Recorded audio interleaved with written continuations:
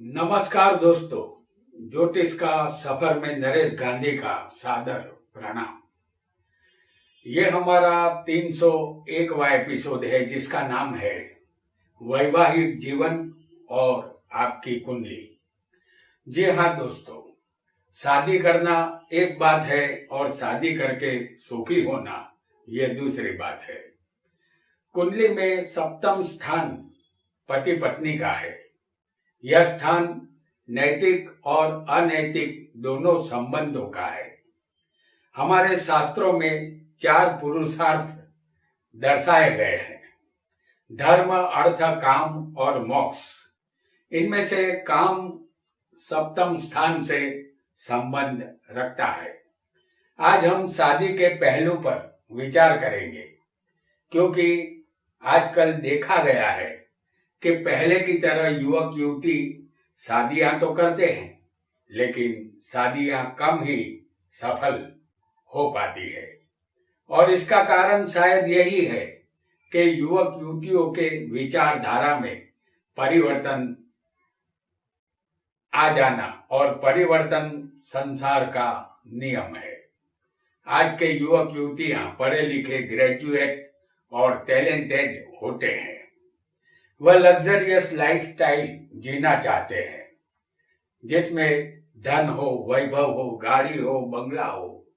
बस जिंदगी में सुख ही सुख हो, दुख का कहीं नामो निशान भी ना हो। लेकिन वह जैसा सोचते हैं वैसा नहीं होता। हम दुनिया में देखते हैं कि कोई पति पत्नी का जोड़ा शादी करके अपने वैवाहिक जीवन का पूर्ण आनंद प्राप्त करता है, जबकि कोई जोड़ा शादी के बाद बर्बादी के रास्ते पर निकल पड़ता है। उनको शादी का सुख नहीं मिलता। ऐसा क्यों? यह एक बड़ा सवाल है। इसका कारण यह है कि सप्तमेश उनका बलवान होता है और सप्तम का कारक शुक्र भी बलवान होता है, इसलिए दाम्पत्य सुख उसे मिलता है। किसी की कुंडली से वैवाहिक जीवन सुखी है या दुखी, इसे तत्काल कैसे जाने, इसके कुछ ज्योतिषीय सिद्धांत आज हम जानेंगे। इसे हम कुंडली के दर्शन द्वारा समझेंगे, क्योंकि ज्योतिष शास्त्र एक दर्शन शास्त्र ही है। आइए हम आपके सामने मेष लग्न की कुंडली यहां ला रहे हैं। यह एक उदाहरण कुंडली है। आपकी कुंडली में कोई भी लग्न हो सकता है। आपको सिर्फ स्थान याद रखना है जो कुंडली में हम आपको दिखाएंगे। यहाँ पहले योग को हम समझेंगे। सप्तमेश केंद्र या त्रिकोण में बलवान, स्वग्रही या उच्च का होना चाहिए। केंद्र स्थान इन 4 स्थानों को कहते हैं, और त्रिकोण स्थान 5वां और 9वां स्थान होता है। यह मेष लग्न की कुंडली है। आपकी कुंडली में सप्तमेश कोई भी ग्रह यहां बन सकता है। इस कुंडली में सप्तमेश शुक्र बनता है। इस कुंडली में शुक्र तुला राशि में, केंद्र में और सप्तम स्थान में हम आपको दिखा रहे हैं। तो ये शुक्र केंद्र में, सप्तम में स्वग्रही बलवान है। आपकी कुंडली में जो ग्रह सप्तम का मालिक बनेगा वह केंद्र या त्रिकोण में स्वग्रही या उच्च का होना चाहिए। ऐसा सप्तमेश दाम्पत्य सुख अवश्य देता है, क्योंकि सप्तम स्थान पति पत्नी का है। यह स्थान बलवान होगा तो पति या पत्नी का सुख मिलेगा। दोनों के दिल में प्यार की शहनाइयां जीवन भर बजती रहती है। तन्हाइयां उनके जीवन से दूर रहती है। युवक युवती की कुंडली में सप्तमेश कहीं भी यदि नीच का होगा। जैसे हम यहाँ आपको दिखा रहे हैं कि सप्तम का मालिक कुंडली में नीच का जो कन्या राशि में बनता है ये शुक्र, इस कुंडली में लग्नेश मेष लगन की ये कुंडली है, सप्तम मेष बनता है शुक्र, और ये शुक्र छठे स्थान में कहीं भी समझ लीजिए कि ये सप्तम का मालिक किसी भी स्थान में नीच का बैठा होगा तो पति या पत्नी के सुख में कमी आ जाएगी। जैसे इस कुंडली में कन्या राशि में शुक्र नीच का होता है जो छठे बैठा है, इस कुंडली में कन्या राशि छठे आएगी, उसमें शुक्र नीच का बैठा होगा तो दाम्पत्य सुख में कमी रहेगी। आपकी कुंडली में जो ग्रह सप्तमेश बनेगा वह कुंडली में किसी भी स्थान में नीच का होगा तो पति पत्नी के संबंधों में तनाव पैदा होगा, दाम्पत्य सुख में कमी आ जाएगी, शादी के बाद जीवन की खुशियां सिमट जाएगी, दुख के काले बादल वैवाहिक जीवन पर छाएंगे, उसका सामना आपको करना होगा। आइए यहाँ पर एक और योग को भी हम समझेंगे। सप्तम स्थान पति पत्नी व्यापार और साझेदारी का है। सप्तम स्थान के दोनों तरफ शुभ ग्रह होने चाहिए, चाहे आपका लग्न यहाँ कोई भी हो। जैसे इस कुंडली में छठे स्थान में हम आपको गुरु दिखा रहे हैं, क्योंकि ये सप्तम स्थान है, ये छठा स्थान है, वहां पर हमने आपको गुरु दिखाया है, और आठवें हम आपको दिखाएंगे बुध को। सप्तम स्थान पति पत्नी का होता है, उसके दोनों तरफ गुरु और बुध बैठे हैं, इसे शुभ ग्रह कहते हैं। किसी को यहाँ समझ लीजिए कि चंद्र भी हो सकता है और इस तरफ शुक्र भी हो सकता है, तो यहाँ चंद्र हो यहाँ शुक्र हो ऐसा भी हो सकता है, या गुरु यहाँ हो और बुध यहाँ हो ऐसा भी संभव बन सकता है। तो सप्तम स्थान के दोनों तरफ शुभ ग्रह होने चाहिए, इसे शुभ कर्तरी योग कहते हैं। यदि ऐसा योग आपकी कुंडली में होगा तो शादी करके सुखी होने वालों में से आप एक है, क्योंकि सप्तम स्थान यहाँ दो शुभ ग्रहों से सुरक्षित बन जाता है। तो ये सप्तम स्थान दो ग्रहों के द्वारा सुरक्षित है, इसलिए वैवाहिक सुख अवश्य मिलेगा। यहाँ पति पत्नी एक दूसरे को सुखी करने के लिए बेताब रहते हैं, वैवाहिक जीवन यहाँ सफल होता है। यदि सप्तम स्थान जो पति पत्नी का स्थान होता है, उस स्थान के दोनों तरफ, जैसे हम फिर एक बार आपको यहाँ पर दिखा रहे हैं कि ये सप्तम स्थान पति पत्नी का है, उसके दोनों तरफ यदि पाप ग्रह होंगे, जैसे छठे सूर्य, हम यहाँ आपको सूर्य को दिखा रहे हैं छठे स्थान में, और अष्टम स्थान में आपको दिखाएंगे शनि को, तो इसे पाप कर्तरी योग कहते हैं, क्योंकि सप्तम के दोनों तरफ पापी ग्रह यहाँ मौजूद है, तो इसे पाप कर्तरी योग कहते हैं। कर्तरी का मतलब होता है कैंची, जो कैंची के बीच में आ जाता है वह कट जाता है। सप्तम स्थान, इस स्थान को कैंची के बीच में ये आ चुका है, ऐसा आपको समझना है।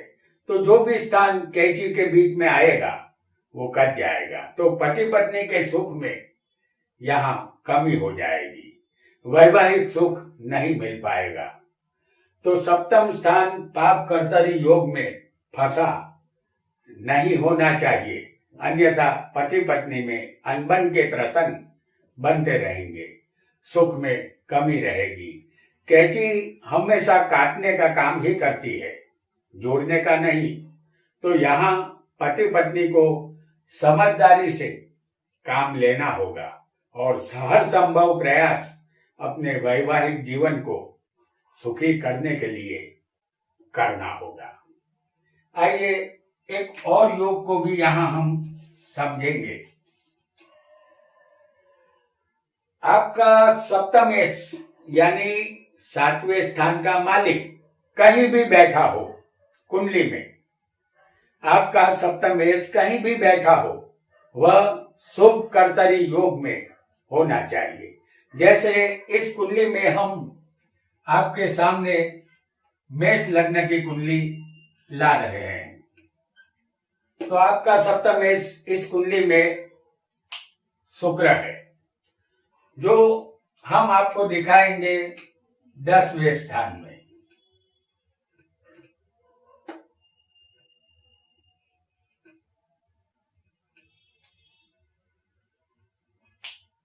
सप्तमेश शुक्र 10वें होगा, उसके दोनों तरफ यदि शुभ ग्रह हो, जैसे समझ लीजिए कि 9वें स्थान में हम आपको दिखाएंगे गुरु को,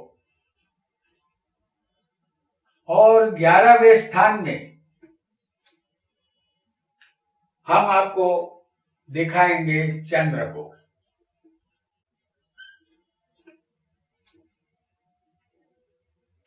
इसे शुभ कर्तरी योग कहते हैं।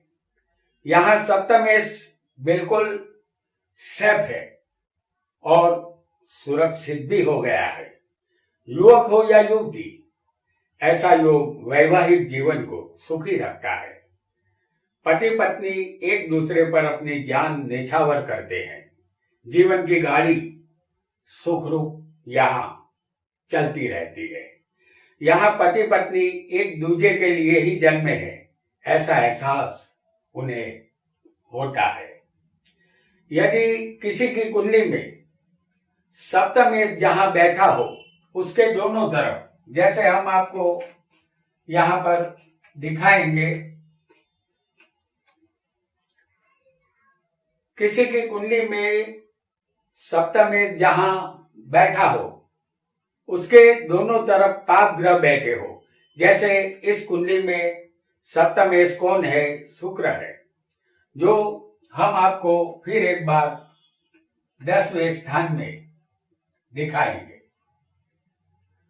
तो आपका सप्तमेश आपकी कुंडली में कोई भी बन रहा हो, कोई भी ग्रह बन सकता है।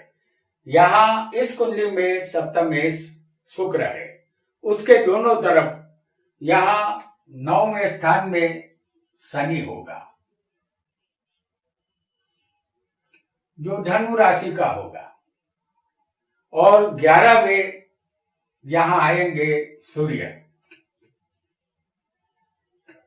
जो शनि की राशि में होंगे। तो सप्तमेश शुक्र दो पापी ग्रहों के बीच में पाप कर्तरी योग में फंस चुका है। इसे पाप कर्तरी योग कहते हैं। ऐसा योग लग्न जीवन का सुख या आनंद नहीं लेने देता।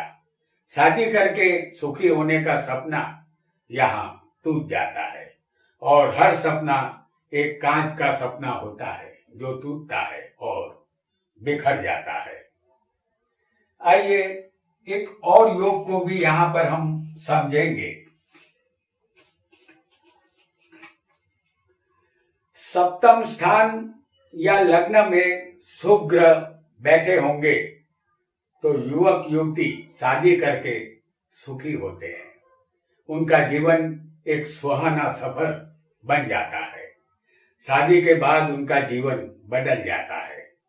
हम यहाँ आपके लिए ला रहे हैं मेष लग्न की कुंडली। मेष लग्न की इस कुंडली में लग्न में शुक्र गुरु होंगे। जैसे हम आपको दिखा रहे हैं, शुक्र और गुरु जो मेष लग्न में होंगे और सप्तम में होगा चंद्र।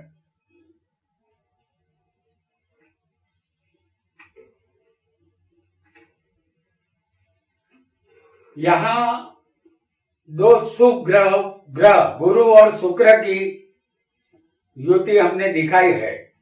तो लग्न में शुक्र और गुरु है और यहां ये दो शुभ ग्रह है और सप्तम में चंद्र होगा। यहां दो शुभ ग्रह गुरु और शुक्र की दृष्टि इस सप्तम स्थान पर आती है जो पति पत्नी का स्थान है और एक शुभ ग्रह चंद्र सप्तम में मौजूद है। युवक युवती की कुंडली में ऐसा शुभ योग होता है तो उनका संसार सुखी बनता है, वैवाहिक जीवन सुखरूप गुजरता है। ऐसा योग उनके जीवन में खुशियों की बहार ला देता है। जीवन भर जो बहारों के सपने दोनों ने देखे थे वह सपने यहाँ सच होते हैं। आइए एक और योग को भी यहाँ हम समझेंगे।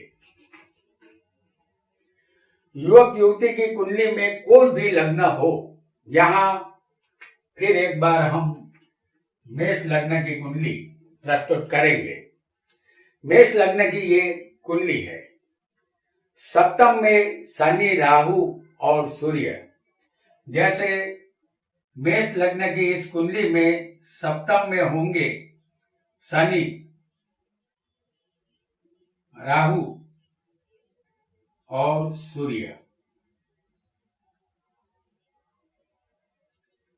ये तीन में से कोई एक भी ग्रह जहां मौजूद होगा तो वैवाहिक जीवन का सुख नहीं मिलेगा, क्योंकि यह तीनों विच्छेदात्मक ग्रह है।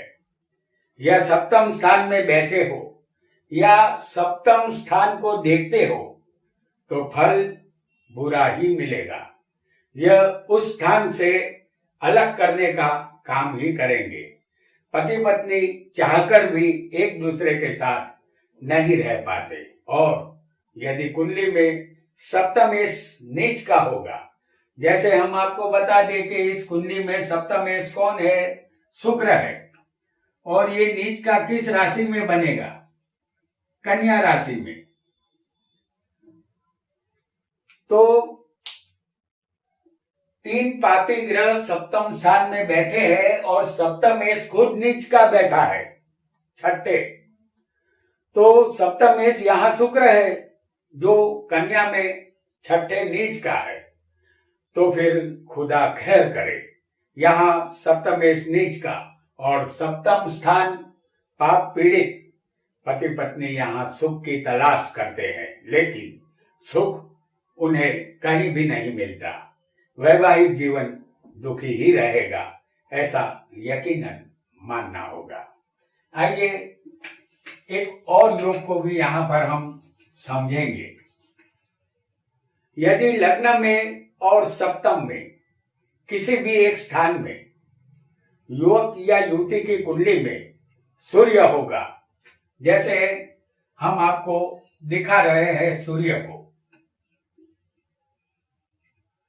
चाहे कुंडली युवक की हो या युवती की हो, लग्न में सूर्य होगा या सप्तम में सूर्य होगा तो सामने वाला पात्र उसका त्याग कर देता है। जैसे पति की कुंडली में सूर्य होगा तो पत्नी अपने पति का त्याग करेगी, और पत्नी की कुंडली में सूर्य होगा तो पति अपनी पत्नी का त्याग कर देता है। सूर्य एक क्रूर ग्रह है। इस स्थान का सूर्य संसार का सुख नहीं देता। सूर्य अहंकार है और पति पत्नी की जुदाई का कारण अहंकार ही होता है। सूर्य को राजा भी कहते हैं। राजा के अहंकार की कोई सीमा नहीं होती। वह किसी के आगे नहीं झुकते और जो झुकते नहीं वह टूट जाते हैं। वैवाहिक जीवन टूटने की संभावना यहाँ बराबर बनी रहेगी। अहंकार राजा रावण का भी नहीं रहा था, तो अहंकार का त्याग यहाँ पति पत्नी को चाहिए कि वो अहंकार का त्याग करे, अन्यथा लग्न जीवन सुखी नहीं होगा। आइए, आपका लग्न कोई भी यहाँ पर हो सकता है, लेकिन सूर्य इन दो स्थानों में कहीं भी एक भी जगह नहीं होना चाहिए। ये बात हमेशा ध्यान रखें, अन्यथा पति या पत्नी एक दूसरे का त्याग कर देते हैं शादी के बाद।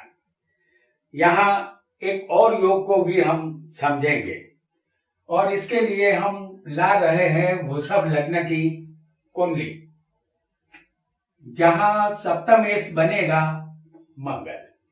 तो ये वृषभ लग्न की कुंडली हम आपके सामने लाए हैं। अब इस कुंडली में समझेंगे, सप्तमेश छठे, आठवें या 12वें जाएगा तो वैवाहिक जीवन का सुख भी पति पत्नी के जीवन से चला जाएगा। तो यहां हम देखेंगे,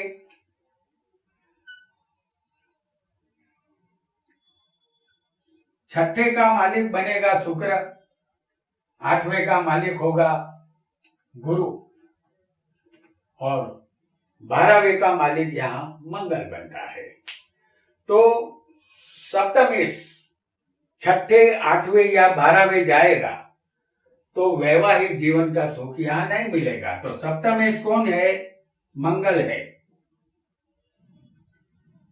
मंगल किसी की कुंडली में छठे भी हो सकता है, मंगल किसी की कुंडली में 8वें भी हो सकता है, और मंगल किसी को 12वें स्थान में भी हो सकता है। तो सप्तमेश छठे, 8वें या 12वें जाएगा, इन तीनों स्थानों से सिर्फ दुख ही हासिल होता है।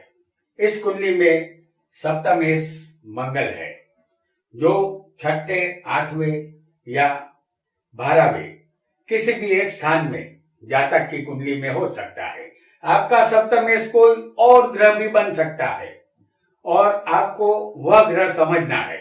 इस कुंडली में सप्तमेश मंगल बनता है, तो हमने मंगल दिखाया है। तो ये मंगल छठे, 8वें जो सप्तमेश बना है, छठे, 8वें या 12वें होगा तो वैवाहिक जीवन का सुख नहीं मिलेगा, वैवाहिक जीवन के भंग होने की संभावना बनेगी, क्योंकि छठा स्थान शत्रु का और रोग का है। पति पत्नी में यहाँ शत्रुता रहेगी। 8वां स्थान मृत्यु का है, यहाँ से भी दुख ही मिलेगा। हालांकि इस स्थान का मालिक बलवान होगा तो आयुष्य यहाँ लंबा मिलेगा। और 12वां स्थान व्यय का होता है, यहाँ पति पत्नी के संबंधों का व्यय होता है, यानी संबंध खर्च हो जाते हैं। इस स्थान से भी दुख ही मिलता है। वैवाहिक जीवन लंबा नहीं चलता, तलाक की संभावना यहाँ पर बनेगी। मरकर इंसान जुदा हो जाए तो मन मना लेता है, लेकिन जीते जी जुदा होना पड़े तलाक लेकर, या ये बहुत ही दुखदायक होता है। आइए, एक और योग को भी यहाँ पर हम समझेंगे, और यहाँ फिर एक बार कुंडली होगी वृषभ लग्न की। वृषभ लग्न की इस कुंडली में हम जानेंगे छठा, 8वां और 12वें के मालिक यदि सप्तम स्थान में आएंगे तो भी फल वही मिलेगा। हम आपको बता दें कि छठे का मालिक है शुक्र, जो सप्तम में होगा। 8वें के मालिक बनते हैं गुरु,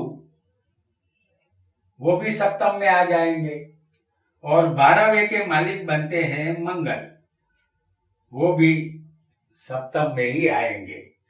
तो इस कुंडली में छठे के मालिक शुक्र है, जो सप्तम में मौजूद है। 8वें के मालिक गुरु है, जो सप्तम में होंगे, और 12वें के मालिक मंगल है जो सप्तम में होंगे। शुक्र, गुरु और मंगल सप्तम में होंगे या इनमें से कोई एक ग्रह भी सप्तम में होगा जो 6, 8 और 12वें का मालिक बनकर सप्तम में आया होगा, तो वैवाहिक जीवन का सुख यहां नहीं मिलेगा। आपकी कुंडली में 6ठे, 8वें और 12वें के मालिक को जो भी ग्रह बनते हो वह सप्तम स्थान में नहीं होने चाहिए, अन्यथा सुख नहीं मिलेगा। यहां वैवाहिक जीवन निष्फल रहेगा।